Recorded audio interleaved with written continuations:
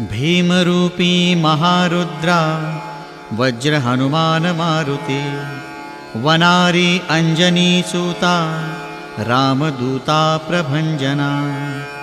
महाबळी प्राणदाता सकळा उठवी बळे सौख्यकारी दुःखहारी दूत वैष्णव गायका दीननाथा हरिरूपा सुंदरा जगदंतरा पाताल देवता हंता भव्य सिंदूरलेपना लोकनाथा जगन्नाथा प्राणनाथा पुरातना पुण्यवंता पुण्यशीला पावना परितोषका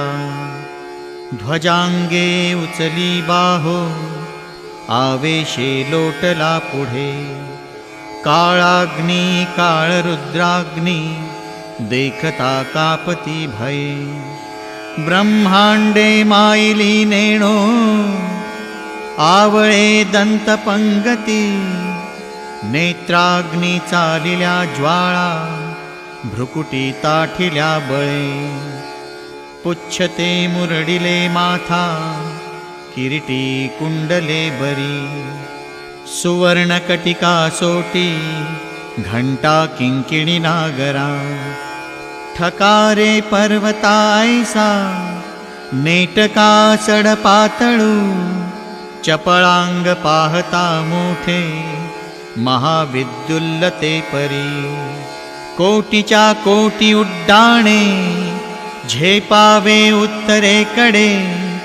मंद्राद्री सारिखा द्रोणू क्रोधे उत्पाटिला बळे आणिला मागुती नेला आला गेला मनोगती मनासी टाकिले मागे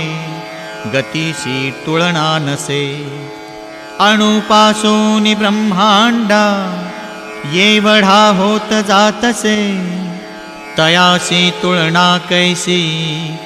मेरु मांदार धाकुटे ब्रह्मांडा भोवते वेढे वज्रपुच्छे करू शके तयासी तुलना कैची ब्रह्मांडी पाहता नसे आरक्त देखिले डोळा ग्रासिले सूर्यमंडळा